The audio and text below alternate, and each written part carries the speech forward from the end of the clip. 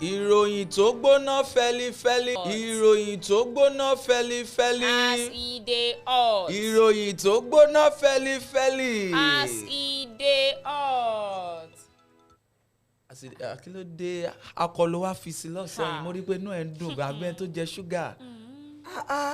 Ó dáa kí yín o níbikíbi tẹ́ bá ti lórí ọ̀fẹ́ láti máa gbọ́ wa dédé àkókò yìí akínyìn o wípé káàbọ̀ sórí ètò ìròyìn tó gbóná fẹlifẹli níkànnì AYOGEN TV ní orílẹ̀-èdè wa Nàìjíríà ní ìjọba ìwọ̀ oòrùn Ondo bẹ́ẹ̀ ni Ondo West Local Government lẹ́tí lórí ọ̀fẹ́ láti máa gbọ́ wa o ìyẹn ní orílẹ̀-èdè wa Nàìjíríà àwọn ìròyìn tó jẹ́ pé ó jáde nínú ìwé ojúmọ́ ilẹ̀ wa ní orílẹ̀-èdè Nàìjíríà ní apá bíi òun láti ń ṣe bẹ́ẹ̀ òun láti mú wá sí etí ìgbọ̀nyín o kí ẹ bá lè mọ ibi tí ayé tó ń ṣe bẹ́ẹ̀ tí ó ń yí lọ o nítorí pé oríṣiríṣi nǹkan ní ìṣẹ̀lẹ̀ ní dúníyàn tó sì jẹ́ wípé àwọn Yorùbá ní pé ọgbọ́n ọlọ́gbọ́n báyìí òun ni ò jẹ́ ká pé àgbà níwèrè wọ́n tún ní pé nínú ọgbọ́n lọ́gbọ́n náà láti ń kọ́ ẹ̀kọ́ bẹ́ẹ̀ ni ìdí rẹ̀ rèé o láfi ṣe bẹ́ẹ̀ láfi kó wá sí òde ìròyìn lónìí o kí ẹ bá lè mọ bí ó ṣe ń lọ ní apá ọ̀dọ̀ tiwa ní apá bí kí ẹ̀yin náà kí ẹ lè fi ṣe òdiwọ̀n ayé yín o akí ẹ̀ka àsán lẹ́ẹ̀kan sí ìròyìn tó gbóná fẹlifẹli. as e dey hot. tó sì máa gbọ́ mi dáadáa o àjọ NSCDC wọ́n jẹ́ kó dín mọ̀ wípé wọ́n máa ti tẹ àwọn 11 tó jẹ́ pé tán jẹ́ gidi gan kú tí wọ́n ń da apá omi àlàáfíà Sokoto rú o nínú ìwé ìròyìn Daily Trust lẹ́tì lórí ọ̀fẹ́ lẹ́tì ká lọ́sàn-án yìí. Una welcome to this ogbonge news wey don bam for today this afternoon. So good afternoon my people. So the tori wey dey our front this morning na why Buhari order Nigerian Defence Ministry to produce weapons locally. Ó dáa jẹ́ mú láti ní ìwé ìròyìn Daily Post tí ó ẹ wò ẹ kọ́kọ́ kéde ìṣèjọba pàjáwìrì lórílẹ̀‐èdè Nàìjíríà náà o kẹ́ tó sọ wípé ẹ kéde ìjọba pàjáwìrì ní ìlú Anambra ta ló sọ bẹ́ẹ̀ Peter Obi ló sọ bẹ́ẹ̀. 7-month-old baby wey dey police wey bullet hit allegedly dey danger o. Ó dá jẹ́ mú láti apá bí o nítorí wọ́n jẹ́ kó di mọ̀ wípé ilé ẹjọ́ kan tí ó fìdí múlẹ̀ sí ìlú Kano náà máa jẹ́ kó di mọ̀ wípé wọ́n ti rán arákùnrin kan lọ sí ẹ̀wọ̀n látàrí bí ó ṣe fi gẹ̀ẹ́tìlẹ̀ lára ẹni ọmọ ọdún 14 kan o ní ìlú Kano inú ìwé ìròyìn Daily Post lẹ́tì lórí ọ̀fẹ́ lẹ́tì ká lọ́sàn-án yìí. Islam permits brutal flogging as punishment for drinking alcohol na the question wey dem ask us be that till this morning. Ó ti wá ní summer semi Inge question mark. Dárúkọ rẹ fáwọn èèyàn kí a máa lọ. My name na Makanjuola Olúwatósìn Esther. Ó dá orúkọ tèmi ò yí padà ókè orò kí wọ́n máa tún bú ẹ lọ́sọ̀ọ́ pé wọ́n semester àbí èmi máa ti repent ní tèmi èmi mo ti ronú pé wà dà èmi náà rí i pé inú rẹ̀ dùn bẹ́ni tó jẹ ṣúgà. Ó dá orúkọ tèmi ò yí padà Olúwaṣẹ́gun Múyìdéhùn lórúkọ tèmi o àwòsùn bí ẹni gọ̀ bẹ́ẹ̀ yín gọ̀ mo gọ́lẹ̀dẹ̀ tó rò pé òun gbọ́ ni ẹ jáde orí ọjà náà nígbà tá a bá padà dé àwa dé àbàrà bó ṣẹ̀kẹ̀rẹ̀ yóò pọ̀tọ̀ fún ẹ̀ jáde yọ̀yọ̀yọ̀ ẹ kú kalẹ̀.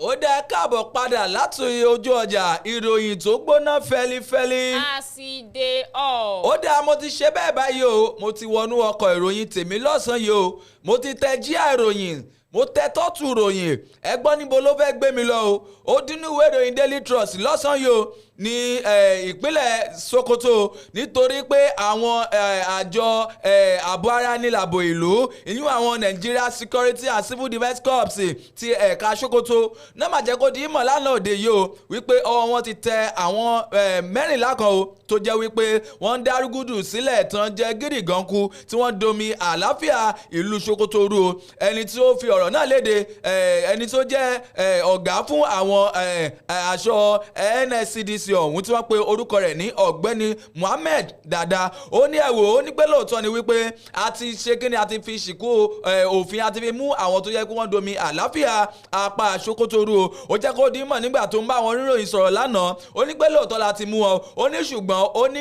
àṣeléyìí pẹ̀lú ìbáṣepọ̀ pẹ̀lú àwọn ọdẹ ìbílẹ̀ ní o ìyún àwọn àjọ vigilante ní apá Wúnú ní ìjọba ìbílẹ̀ Wúnú ní agbègbè wọn ìyẹn ní ìlú Sokoto lọ́hùn-ún ó fi ọ̀nà léde o wípé àwọn gidi gan kú ọ̀hún òun náà yẹ kó dín mọ̀ wípé wọ́n dẹ omi àlàáfíà agbègbè kan tí wọ́n pè ní Dinga Shiu àti Rabaru ìyẹn ní ìlú Sokoto ó jẹ́ kó dín mọ̀ wípé nínú àwọn tí wọ́n ṣe bẹ́ẹ̀ tí wọ́n ká mọ́ àwọn tí wọ́n mú yìí wọ́n ní wọ́n rí ọmọ ọdún márùndínlọ́gbọ̀n kan o tí wọ́n pe orúkọ rẹ̀ ní Ali Shehu tó jẹ́ wípé wọ́n jẹ́ kó dín mọ̀ wípé ní ọdún tó ṣe díẹ̀ tí ó kọjá ó ní ọwọ́ wọn tẹ arákùnrin ọ̀hún tó jẹ́ wípé ilé ẹjọ́ wọn ṣe kí ni wọ́n dálẹ̀ o wọ́n ní ṣùgbọ́n wọn náà tún rí pẹ̀lú àwọn mọ́kànlá tí wọ́n ṣe bẹ́ẹ̀ tí wọ́n kó lánàá òde yìí wọ́n ní nínú àwọn tó ń kó ọ̀hún wọ́n pe orúkọ kan nínú wọn ní Buba Bello Abdullahi Hasan Seni Danu Abu Gadido Shehu Madubo àti Ibrahim Madi tó fi mọ́ Muhammad Aminu wọ́n ní ẹ̀wò wọ́n ní gbogbo pátá o òun láti ṣe bẹ́ẹ̀ ni àti kó o wọ́n ní kódà wọ́n ní nígbà tí wọ́n fi ọ̀rọ̀ tán fi pò wọ́n ní ìfúnpọ̀ wọ́n ní jẹ́ kó di mọ̀ wípé bí àwọn ṣe ń domi àlàáfíà apá Sokoto náà ni àwọn ṣe ń ṣe bẹ́ẹ̀ o tí àwọn jí màálù gbé wọ́n jẹ́ kó di mọ̀ wípé lánàá òde yìí ọ̀hún òun ni wọ́n gba màálù tí ó tó mẹ́rìndínlógójì ní ọwọ́ wọn o tó jẹ́ wípé wọ́n ti gbà lọ́wọ́ báyìí o tí wọ́n sì fi ṣọwọ́ o ìyẹn sí ẹni tó jẹ́ olórí ìyẹn ní apá Wúnú ní ìjọba ìbílẹ̀ Wúnú o ìyẹn ní Sokoto àmọ́ wọ́n jẹ́ kó dín mọ̀ báyìí o wípé gbogbo àwọn ọ̀daràn wọ̀nyí àwọn gidi ìgọ́kú ọ̀hún òun ni wọ́n ṣe bẹ́ẹ̀ o náà ti wà ní àkàtà wọn báyìí o tán sì ń jẹ́jú pàkópàkó ní ìwé ìròyìn Daily Trust lẹ́tì lórí ọ̀fẹ́ àti kà lọ́sàn-án yìí. Ọlọ́run ṣàánú wa àwọn ọmọ kéékèèké Jésù lolúwa o. Security. President Muhammadu Buhari don order the Ministry of Defence to create one modest military industrial complex wey go dey produce weapons locally. The Nigerian president say dis na to meet some of the requirements of the country military.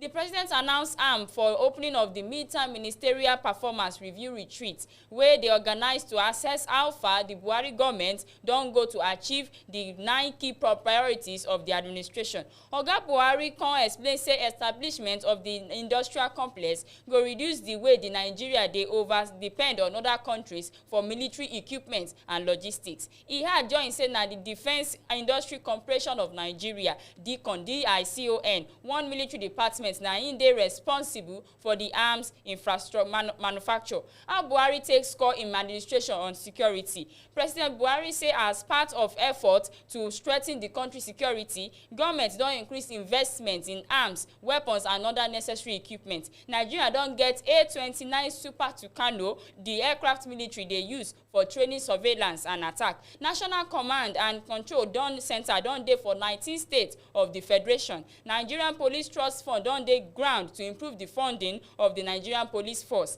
Government don approve 13.3 billion naira to start community policing initiative for the country. Other areas President Buhari give himself pass mark be say economy. President Buhari said the gross domestic product (GDP) increased from 0.8% for 2017 go 2.2% for 2019, but reduced for the first quarter of 2020 sake of global economic palava wey the COVID-19 pandemic cause. He had joined say the second quarter of 2021 better as the GDP rate turned out for 5.1%, wey be the highest since the administration start. The implementation of willing buyer, willing seller policy don create opportunities for houses and industries wey no deserve to get light to get power supply, e tok. On transportation, the president take pride for the progress on railway project wey dey go on for the country. The completion of Lagos-Ibadan lane, the Itape-Ajaokuta rail line wey finally see completion after 30 years wey construction don start. Buhari give assurance say work go soon start on the Port Harcourt Maiduguri line to Calabar to Lagos coastal line wey go connect the south and eastern states. E torchlight other areas wey include 75 billion naira Nigerian Youth Investment Fund, the Petroleum Industry Act e sign into law for August, plus the performance management system and dashboard e take dey track projects in line with them live data. So ọ̀gá o ọ̀rẹ́ mi ń gbìyànjú, ọ̀rẹ́ mi Buhari ọ̀rẹ́ mi ṣe dáadáa káṣá gbóríyìn fún yín ṣe dáadáa bẹ́ẹ̀ ni. So na the country president come be your friend. ọ̀rẹ́ mi ni they just dey talk to anyhow. So èmi àti Buhari àjọ wà ní. I don't even get your time today. Tí Buhari bá rí mi báyìí. báyìí. I don't get your time today because as I just dey wake up this morning, God don tell me say hi. God don tell you pé kí ni wípé wàá pàdé mi wípé màá dé fìlà. Slim tea baby o. Today na your day. Èmi gan today na my day. Èmi gan ọjọ́ ní èmi mo ní. Gbogbo wa jọ ní ni. Ó dá ẹ̀wọ̀ ẹ̀ ṣáàfi tó sílẹ̀ ní tiẹ̀ kọ́ lọ́ọ́ ṣàánú tó ṣe àti ayé rẹ̀. Ó dá jẹ́ múròyìn tèmi pọ̀ láti níwèé ìròyìn Daily Post lọ́sàn-án yìí o. Ẹ wo ẹ kọ́kọ́ kéde ìṣèjọba pàjáwìrì lórílẹ̀‐èdè Nàìjíríà náà kí a tó sọ wípé ẹ kéde ìṣèjọba pàjáwìrì nínú Anambra. Peter Obi ló ṣe bẹ́ẹ̀ o ló sọ̀rọ̀ yìí sí agbèfọ́ba lórílẹ̀‐èdè yìí. Peter Obi tó jẹ́ wípé ó ti gbà kan gbé àpótí gẹ́gẹ́ bí igbákejì ààrẹ ní abẹ́ òṣèlú People Democratic Party PDP yẹn ní ọdún tó ṣe bẹ́ẹ̀ tí ó kọjá o. Òun ló ti ṣe bẹ́ẹ̀ ló ti sọ̀rọ̀ àlùfàǹṣá àtọ̀rọ̀ kùgbákùgbé o sí ẹni tó jẹ́ agbèfọ́ba ní orílẹ̀-èdè yìí tí wọ́n pe orúkọ rẹ̀ ní Abubakar Malami nítorí pé ṣáájú ni Abubakar Malami ti sọ ọ̀rọ̀ yìí tó dá bí àbá nínú ìpàdé kan tó ṣe bẹ́ẹ̀ tí ó wáyé o yẹn ní ìlú Anambra ní àìpẹ́ jọjọ yìí wípé látàrí bí ìṣèjọba pàjáwìrì tí wọ́n ṣe ń rò báyìí o wípé ó ṣeé ṣe o kí àwọn kéde ìṣèjọba pàjáwìrì yẹn ní apá Anambra látàrí ètò ààbò tí ò fi bẹ́ẹ̀ sán mọ́ná yẹn ní apá Anambra o nítorí wípé láìpẹ́ yìí báyìí òun ni ètò ìdìbò sí ipò gómìnà yẹn ní ìlú Anambra yóò wáyé o ó ní torí rẹ̀ gan o lòun fi ṣe bẹ́ẹ̀ o lòun fi dá lábàá o nínú ìpàdé ọ̀hún wípé ẹ wò ìṣèjọba pàjáwìrì òun lẹ fi lè ṣe bẹ́ẹ̀ o láti ríwọ́ àwọn oníwà gànfẹ́ àti àwọn tó fẹ́ domi àlàáfíà náà rú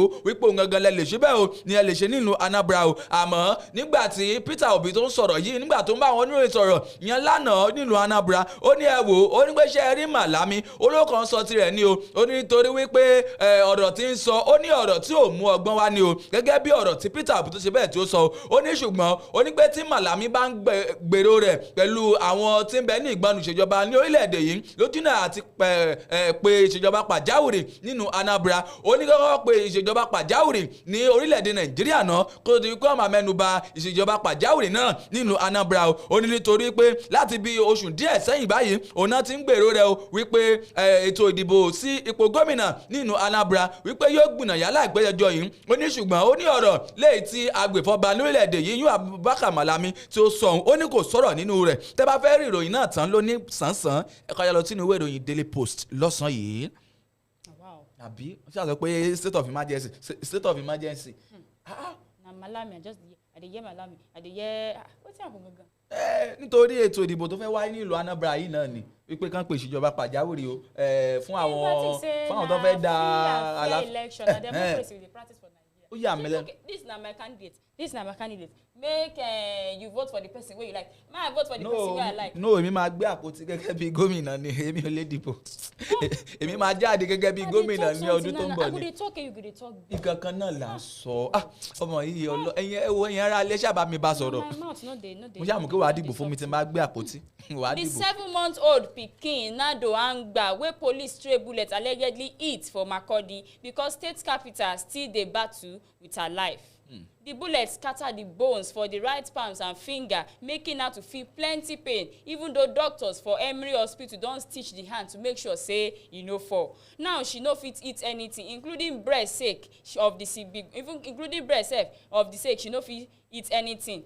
Wetin really happen be say the anti-robbery squad of the Benue State Police Command bin dey do their routine patrol for Tiame village near International Market. Dem bin 3 inside white van, 1 na driver and the 2 na officers. According to one eyewitness, Blessing, as the officers reach the area, dem come begin slow down. Some boys dem sight dem like this begin start to dey run. One of the officers shoot for her and people for the area come begin dey run helter skelter there for their lives. Later dem begin to shoot direct. 27-year-old Nogile wey be mother of Nado and e dey sell food for the road for the area bin leave her market and join for the race, but as dem dey go her pikin come dey shout and cry. One family come open door for her to hide. Na there she realize say something like water dey drip for her body. Hey.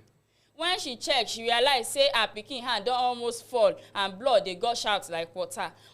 By the time she run out and go meet the police, dem don go. Dem go report for the matter for the area, say dem go police hospital, say dem no fit treat dem. Dem go federal medical center, claim say dem dey on strike. Dem go the one wey dey appeal, na the same thing dem talk. Later dem come bring am come Emory hospital. Dem dey there for 3 days without treatment because money no dey. The doctors threa ten to drive dem away as pikin hand don dey almost spoil and the chance to repair am dey slim. The mama with the help of blessing go meet the police commissioner. Na him dem raise 200,000 naira give Emory hospital to start the treatment. Police reaction.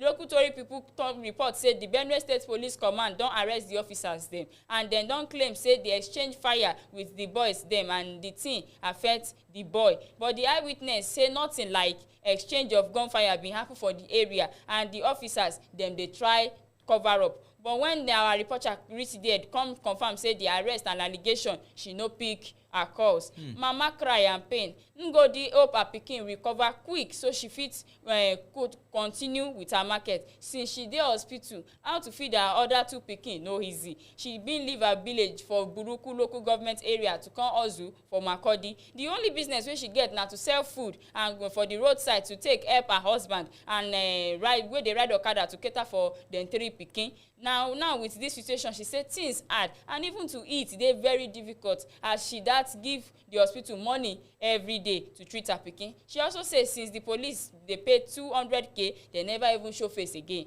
for the hospital. Hey, Ọlọ́run. Ọmọ tí ò tí lẹ́ṣẹ̀ lọ́rùn. As in things dey happen. Àti pé bí gbogbo nǹkan ṣe ń lọ yìí gan k'Ọlọ́run ṣàánú wa. Hey. I don tire. Ọlọ́run á jẹ́ kí ọmọ náà ó lè ti gba. Human feelings e far from them. E far. Wọ́n lẹ́jẹ̀ àánú rárá. Na gun be something wey be say we go just dey shoot comot. When we say na water gun dey carry.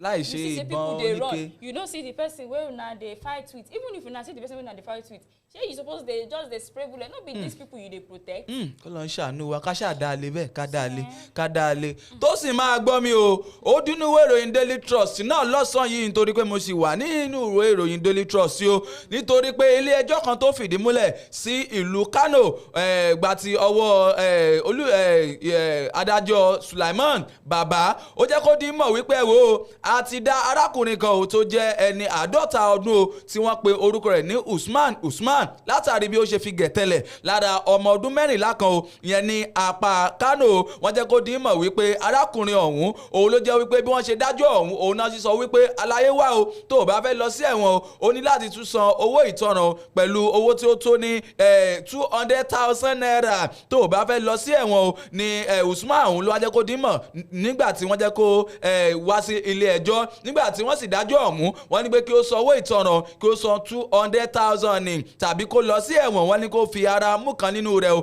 bí ẹ kò bá gbàgbé Usman ọ̀hún ò ní ilé ẹjọ́ náà ní oṣù kẹrin ní ọdún 2016 náà ní ọwọ́ bá o wípé ó fi gẹ̀tẹ̀lẹ̀ lára ẹni ọdún 13 kan o tí wọ́n fi orúkọ rẹ̀ léde tí wọ́n sì jẹ́ kó dín mọ̀ wípé ìṣẹ̀lẹ̀ tó ṣe bẹ́ẹ̀ tí ó wòye wọ́n nínú ìwé òfin 283 ìyẹn nínú ìwé òfin tí ń bẹ ní ìlú Kano wọ́n ní ẹ̀ṣẹ̀ tó ṣe bẹ́ẹ̀ tí ó ṣẹ̀yẹ wọ́n ní ó yẹ kó jìyà tó tọ́ ní abẹ́ òfin o àmọ́ Usman ọ̀hún tí ìyàlẹ́nu wọ́n jẹ́ kó dín mọ̀ wípé nígbà tí Usman ọ̀hún tó ń bọ̀ nílé ẹjọ́ wọ́n ní kò máa mú agbẹjọ́rò kankan dání o wọ́n lóun nìkan ló ṣe bẹ́ẹ̀ ló dá wa o tí ń dá rojú ara rẹ̀ wọ́n ní kíákíá náà ni olùdájọ́ ní adájọ́ Sulaiman Baba tó jẹ́ kó dín mọ̀ wípé wò ó sí wo bí o ó jẹ̀bi ẹ̀sùn tí a fi kàn án yìí o tó sì jẹ́ wípé wàá lọ sí ẹ̀wọ̀n tàbí kó o fi 200,000 kí o fi fún ẹni tó ṣe bẹ́ẹ̀ tí o fi pa ní àjọṣepọ̀ pẹ̀lú rẹ̀ nínú ìwé ìròyìn Daily Trust náà lẹ́tì lórí ọ̀fẹ́ lẹ́tì kà á tó sì kọ́ lọ́n ṣàánú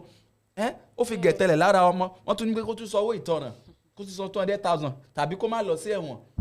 In fact, they even pity am. They pity am. Ṣó yẹ kán pity ẹ ni. na pity sef be that. nǹkan tó ṣe yẹn ò dáa náà. suppose go life imprisonment. Ha. which kind thing be that. Hey. too bad na. There is God o. Ọlọ́run wà. The brutal flogging of students for one Nigerian Islamic school for one viral video still dey make many ask questions. Many people wan know whether Islamic law for Nigeria allow make teacher or school flog student like that. Most Islamic scholars wey follow talk dem say they no wan comment on top the matter. But the malams dem explain wetin Islamic talk about punishment for offences like that. The Islamic school student bin talk for video say Musbahumidin Islamiyya punish dem sake of dem drink alcohol during one birthday of one of them, and dem agree say dem do wrong. However, many people still dey wonder whether that kind punishment na according to Islamic laws. So kamel na the Arabic word for wine, liquor or intoxication. For Islam, e mean certain forbidden substances, and im technical definition depend on the legal school. Most jurists, including the Malaki, Shafi'i, Hanbali, and Nil Idat legal schools, don traditionally view am as general term for wetin dey intoxicate. This include things made from grapes, dates, and similar substances, and to drink am no dey allowed for the religion. E dey reported say the holy prophet of Islam say every intoxicant na kamar, and every intoxicant dey very forbidden. The Quran no prescribe any specific plenty for drinking alcohol. The Quran say when they ask about wine, kamar, and gambling, say him na great sin, and yet some people benefit from am. But the sin be say im greater pass their benefit. You wey acknowledge, do not go near prayer wey no fit think well. Many scholars bin reason say na 80 lashes for free man and 40 slaves for man and women. Wetin Islamic tell us? Islamic scholars come talk say for Kwara state say e no dey right for any teacher to beat students like that. The popular scholar add say all schools, whether Western or religious, dey try discipline students wey dey commit offence, but no be say make people come gather, make dem come remove wetin dey. I no even know wetin dey carry say for that video. Abi you no watch am? I no watch am, mi ò wò. I know say things wey dey trend, you no dey watch. Nǹkan tó bá ti jẹ́ nǹkan bẹ́ẹ̀ mi ò ń wò. Ọmọ Ọlọ́run ni mi. Say how they come go make person say Islam no talk am like that. Say make dem come carry cane o, make dem come gather like 4 or 5 people, make dem come gather, make dem dey beat one person. Say dem dey discipline am. Say na wrong thing be that. But any offence wey don go, wey dey big, suppose go through the right authority and follow due process. Na wetin im talk be that. Dr. Dabiu Sani Mahula, the head of Department of the Arabic and Islamic Studies, Sokoto State University, for im own contribution talk say e say any offence wey dey related to drinking of alcohol no be matter for unconstituted authority to judge. This na as e get process wey only judge for Sharia court of the law fit carry out. The scholar add say although no Quranic injunction on how many lashes specific give, Nigerian schools dey try to discipline students wey dey commit offence by flogging, but the flogging must dey moderate without passing boundary. The two scholars agree say the tradition for Nigerian schools na to flog students wey commit offence, but no school authority or parents get right to carry out that kind severe punishment. Kò sẹ́ni tó lè bá mi try ẹ o, kò sẹ́ni tó lè nà ọmọ mi bẹ́ẹ̀ yẹn. Kí ló dé? Well, dem talk say one parent don come out talk say he like as dem beat am like that. Bá mi nà ọmọ mi ò dénú ọlọ́mọ, mo ti sọ lánàá. Bá mi nà ọmọ mi ò dénú ọlọ́mọ. You fit carry cane make dem gather all your family members. Ìwọ ló mọ̀. Ó dá kí sáré ju eléyìí mọ́ ní pápápá nítorí àsìkò wa o. Ẹ jẹ́ kí n máa lọ sínú ìròyìn Tribune náà lọ́sàn-án yìí o. Wọ́n jẹ́ kó di mọ̀ wípé arákùnrin kan tí ó jẹ́ ẹni ọdún 38, òun tí wọ́n pe orúkọ rẹ̀ ní Kevin Biggie, òun náà máa jẹ́ kó di mọ̀ wípé ọwọ́ ti tẹ̀ báyìí o, ìyẹn ní ìjọba ìbílẹ̀ Ugeli ní ìjọba gúúsù ní Delta, ìyẹn ní ìjọba Delta náà lọ́hùn-ún. Wọ́n jẹ́ kó di mọ̀ wípé ọwọ́ àwọn ọlọ́pàá ti tẹ arákùnrin ọ̀hún látàrí bí arákùnrin bí ó ṣe lu ọgbà àlùmọ̀kọ́rọ́ yìí o, tó wá àpò gàrí, tó ṣe bẹ́ẹ̀ tó kó àwọn ìbọn olóró, tó ṣe bẹ́ẹ̀ tó kó sínú wọn o, tó jẹ́ pé ó fi ṣiṣẹ́ láabi o. Wọ́n jẹ́ kó dín mọ̀ wípé ọwọ́ wọn tẹ arákùnrin yẹn ní ọjọ́ ìsinmi tí ó ṣe bẹ́ẹ̀ tí ó lọ yìí, ìyẹn ní aago 10:00 àárọ̀ ọjọ́ ìsinmi, nígbà tí àwọn ọlọ́pàá tí wọ́n ṣe bẹ́ẹ̀ o, tí wọ́n ṣe àbẹ̀wò, tí wọ́n ṣe stop and search ìyẹn ní agbègbè Alákíjà, ìyẹn ní ìjọba gúúsù Ugeli ní ìlú Delta o wọ́n jẹ́ kó di mọ̀ wípé arákùnrin ọ̀hún òun ni ọwọ́ ti tẹ̀ báyìí o ọgbà bẹ́ẹ̀ ni ẹni tó jẹ́ kọmíṣánná ọlọ́pàá ìyẹn ní ìlú Delta tí wọ́n pe orúkọ rẹ̀ ní Ahmed Ali ó ní ẹ̀wò ó ní ọwọ́ wa ti tẹ arákùnrin yìí o ó ní kódà ó ní oríṣiríṣi àwọn kan la ṣe bẹ́ẹ̀ tí a bá nínú rẹ̀ o wọ́n ní ṣùgbọ́n wọ́n ní bí arákùnrin náà báyìí bí ṣe ń sọ̀rọ̀ wọ́n ní ṣáà ń rawọ́ ẹ̀bẹ̀ ni o ti ń kà bòròbòrò wípé ẹ má bínú wípé ńgbà tí ò síṣẹ́ nígboro òun ló mà jẹ́ kí n ṣe bẹ́ẹ̀ o tó yẹ kí n lo ọgbọ́n àlùmọ̀kọ́rọ́ bẹ́ẹ̀ o láti máa fi ṣiṣẹ́ láabi o tí mo fi wu irú ìwà bẹ́ẹ̀ wọ́n ní ṣùgbọ́n o wọ́n ní gbogbo ọ̀rọ̀ tó arákùnrin náà sọ o wọ́n ní pé ọ̀rọ̀ tí ò tiẹ̀ lẹ́sẹ̀ ńlẹ̀ ni wọ́n ní tààrà sòsé báyìí o wọ́n ní arákùnrin ọ̀hún báyìí ń bẹ ní àgọ́ wọn báyìí o tó jẹ́ wípé àwọn sì wá ọ̀nà báyìí o tí àwọn fi gbé òfin lé tó jẹ́ pé tó gbọ̀ngbọ̀n lé lórí o lójú náà àti sìn lọ sí ilé ẹjọ́ níwèé ìròyìn Tribune lẹ́tí lórí ọ̀fẹ́ láti kà á ọgbọ́n àlùmọ̀kọ́rọ́ yìí ó gbébọn gbé sínú àpò gàrí. Na one sense be that. International Day for the Girl Child or Girl Child Day na United Nations dey celebrate am on 11th of October yearly. 2021 theme na digital generation, our generation. On top say the gender gap of internet users across the world na 17% as at 2019. The report also find say women for the world least developed countries no dey quick own technological devices like the boys dem. As part of celebration for Nigeria, Kano State Governor Abdullahi Ganduje comot in governorship chair for less than half hour. Ganduje give 14-year-old Atika Abubakar Yankaba time say make she be governor of the northern Nigerian state for 20 minutes. DSS 3 students Atika assume office 12 p.m. and hand over to Governor Ganduje at 12:20 p.m. So una fit see am read completely. For newspaper for internet as in ìgbà tèmi náà gbọ́rọ̀ yìí náà lánàá èmi gan ṣe mí kámi pé ọmọ ọdún mélòó ó ṣe ìjọba nígbà tó ń ṣe àyájọ́ àwọn ọmọ wẹ́wẹ́ lánàá ó dáa kí n sáré rún eléyìí mọ́ ní pápápá kí a máa fi ṣòlọ́ o inú ìwé ìròyìn Punch mo ti fẹ́ mú o tó sì máa gbọ́ mi o nítorí wípé ìjọba ìpínlẹ̀ Ondo wọ́n máa ti jẹ́ kó dín mọ̀ wípé lánàá òde yìí òun náà ti ṣe bẹ́ẹ̀ o ni wọ́n ti gbé èsì àbájáde ìdánwò fún àwọn ọmọ GSS 3 o léyìí tí tó sì náà ṣe júná wáàkì nínú wọn o wọ́n jẹ́ kó dín mọ̀ wípé wọ́n ti gbé èsì àbájáde wọn jáde o ìyẹn lánàá òde yìí nígbà tí ẹni tó jẹ́ secretary wọn o tí ó jẹ́ akọ̀wé àgbà ìyẹn fún iléeṣẹ́ tó rí sí ọ̀rọ̀ ẹ̀kọ́ ìyẹn nílùú Ondo tí wọ́n pe orúkọ ẹ̀ ní Lọ́lá Àmùdá ó jẹ́ kó dín mọ̀ wípé gbogbo àwọn èsì ìdánwò wọn náà ti bẹ́ẹ̀ o ni wọ́n ti fi léde lánàá wọ́n ní kódà wọ́n ní pé èsì ìdánwò ọ̀hún wọ́n ló ṣe tó jẹ́ pé ó dùn dáadáa bí ẹ kò bá gbàgbé ìdánwò òun ni wọ́n ṣe ní ọjọ́ kẹwàá nínú oṣù kẹjọ nínú ọdún 2021 sí ọjọ́ kẹtàdínlógún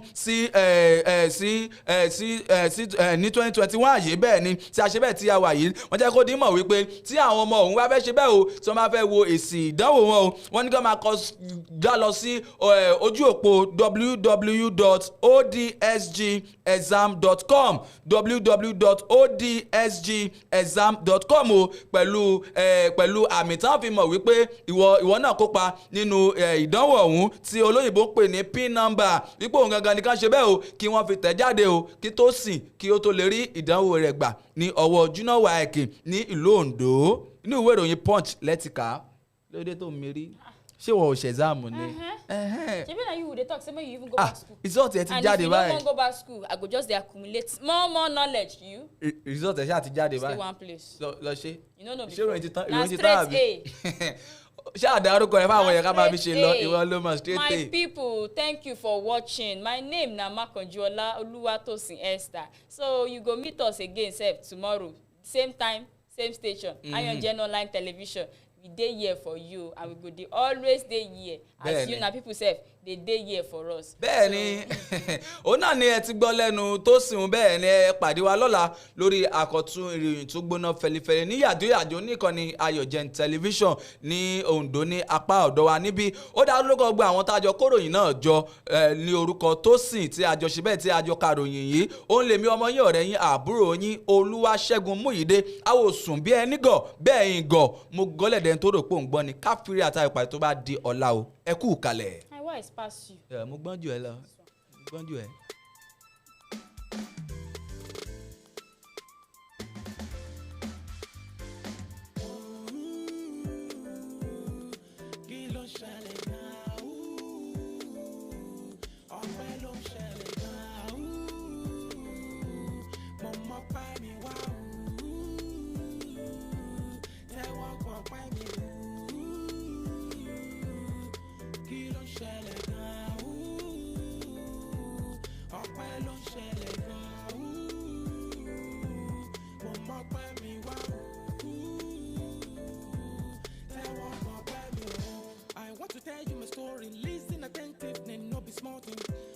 jẹ́ kí rántí nígbà yẹn o tá a máa ń lọ sùkúù tí kò sówó kò tún sóúnjẹ bàbá mi gbìyànjú gidi gan yèyé mi gbìyànjú gidi gan ọmọ tó ní bàbá òun ò la tó ní màmá òun ò lówó lọ́wọ́ ẹ sọ fún pé ẹnu ẹ ló wà yẹn o ẹnu ẹ ló wà o ohun tójú àgbárí tó fi jì sínú ó dá mi lójú bọ́mọdé bá rí o afọ́dànù tèmi tọ́pẹ́ ó jọ pẹ́ lọ jájí òvà oníbọ̀ rẹ̀ títí ayé lèmi yóò máa jìyàn o jájí òvà ó ṣeun kí ló ṣẹlẹ̀ náà ọpẹ́ ló